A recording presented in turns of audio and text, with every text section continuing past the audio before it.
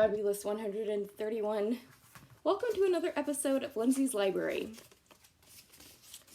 Today I'm going to be reading Chapter 11 of Ella Enchanted, written by Gail Carson Levine.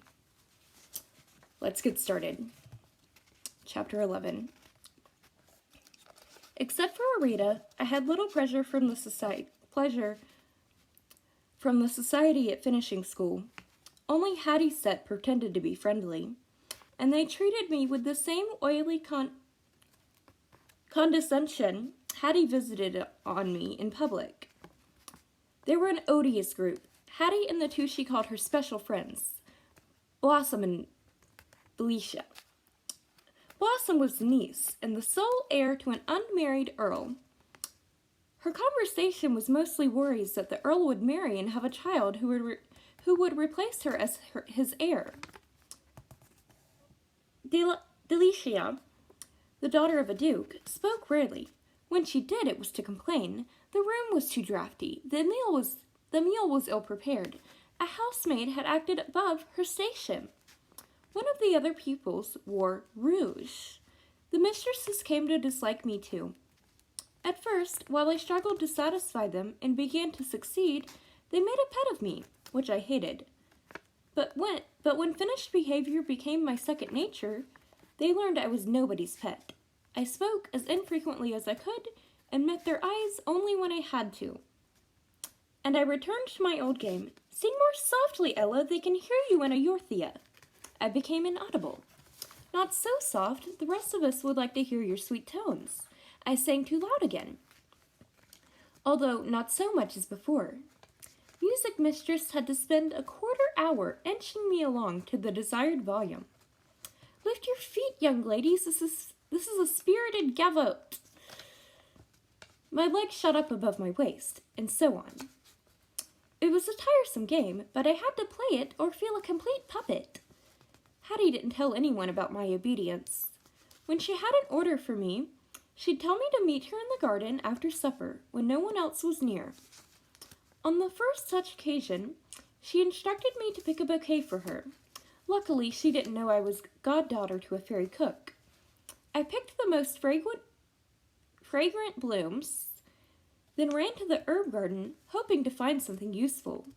Ethelwort was my preference. If I found it, Hattie would have an itchy rash on her face for a week. Most of the herbs were the ordinary sort. But as I turned to leave, I spotted a sprig of bogweed, taking care not to breathe its scent. I plucked it and placed it next to a rose. Hattie was delighted with the flowers and buried her face in them. They're sublime. But what? As the scent of the bogweed worked on her, her smile faded and her expression became vacant. What would make you stop giving me orders? She answered in a flat voice. If you stopped obeying them. Of course, I had wasted a question, and I had no idea how long the bogweed scent would last. But as long as it lasted, I could ask her anything, and she would answer honestly. What else would stop you? I asked quickly. Nothing, she thought. My death. No likely release from that quarter. What orders do you plan to give me? I don't plan. Why do you hate me? You never admired me. Do you admire me? Yes. Why? You're pretty and brave. She envied me. I was amazed. What do you fear? I asked. Ogres, bandits, drowning, becoming ill, climbing mountains, mice, dogs, cars, birds, horses, spiders, worms, tunnels. I stopped her. She was afraid of everything. What do you want most in the world? To be queen. A rabbit queen. Only I would obey her. Her face was changing, resuming its usual expression of gleeful malice. I tried one more question. What are your secrets? She didn't answer, just tugged cruelly on a handful of my hair. Her eyes lost their dull cast. Why am I standing here? She looked down at her flowers, but didn't sniff them again. Oh yes, what a good lady in waiting to bring me such a beautiful bouquet. She frowned. But one scent is not sweet. Take it out. I removed the bogweed and ground it under my foot.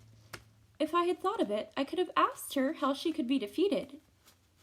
Hattie's orders were chiefly chores. I think she lacked the imagination to devise more interesting commands. I brushed her clothes, cleaned her boots, rubbed her neck where it ached. Several times I had to sneak into the pantry and steal cookies. On one occasion, I had to clip her toenails. "Do you rub brine into your feet?" I asked, trying not to choke. I took revenge whenever I could. Spiders and mice from Madame Edith's cellar found their way into Hattie's bed. I'd stay awake at night and wait for the satisfying shriek. And so it went. Hattie issued commands and I retaliated. But there was no balance. Hattie was always ahead. She had the power. She held the whip. Arita was my only comfort. We ate our meals side by side. We sewed together. In our dancing lessons, we were partners. I told her about Frel and Mandy and Shar. She told me about her parents, who kept an inn. They weren't wealthy, another reason she was unpopular. When she left school, she would use her accomplishments to help them. She was kinder than anyone I'd ever known. When Julia, the tall wench, ate too many grapes from Madame Edith's arbor and was sick all night, Arita nursed her. Although Julia's friends slept soundly, I helped, but only for Arita's sake. My nature was not so forgiving. In the garden one evening, I found myself telling Arita about Mother. Before she died, we used to climb trees like this one. I rested a hand on the trunk of a low branching oak.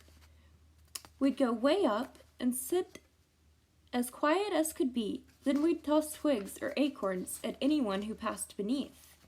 "What happened to her?" she asked. "Don't tell me if you don't want to." I didn't mind. When I finished telling her, she sang in a Yorthian morning song, hard farewell, with no greeting to come. Sad farewell, when love is torn away. Long farewell, till death dies. But the lost one is with you. Her tenderness strengthens you. Her gaiety uplifts you. Her honor purifies you. More than memory, the lost one is found. Arita's voice was as smooth as syrup and as rich as gnome's gold. I cried, steady tears, like rain, and like rain, they brought ease. "You have a beautiful voice," I said, when I could speak. "We Yorthians are all singers, but Singing Mistress says my voice is too husky. Hers is thin as a string, and yours is perfect." A bell rang in the house, calling us in to prepare for bed. "Is my nose red from crying?" I asked. "A little.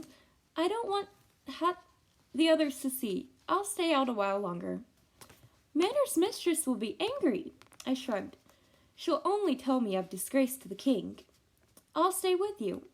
I can watch your nose and tell you when it's not red anymore. Pay attention. Don't let your eyes wander." I wrinkled the feature. Arita giggled. "I won't." "Manor's mistress will ask what we're doing out here." I was laughing too. "I'll tell her I'm watching your nose. And I'll tell her I'm wrinkling it. She'll want to know what the king would think of our behavior. I'll tell her the queen watches every night while he wrinkles his nose 7 times. The bell rang again. "Your nose isn't red now," Arita said. We ran for the house and met Manor's mistress at the door on her way to search for us. The sight of her set us off again. "Young ladies, go to your room. What would the king say?"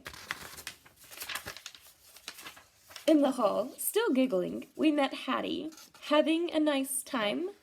"We were," I answered. "I won't keep you then, but tomorrow, Ella, you must spend some time in the garden with me. You shouldn't associate with the lower orders like that wench from Yorthia," she said the next evening. "Arita is a higher order than you are, and I choose my own friends.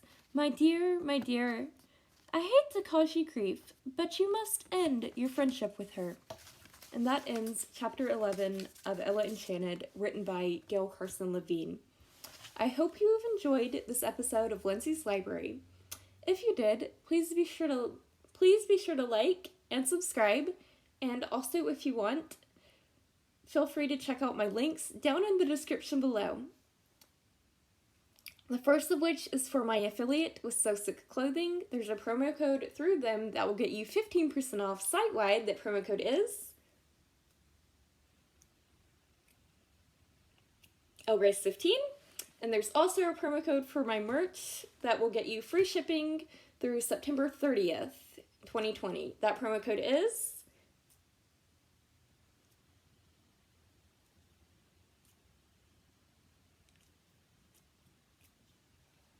Infinity. The rest of my links are my website, my social media, all of those good little things. Thank you for watching, and above all else, stay fabulous. Bye!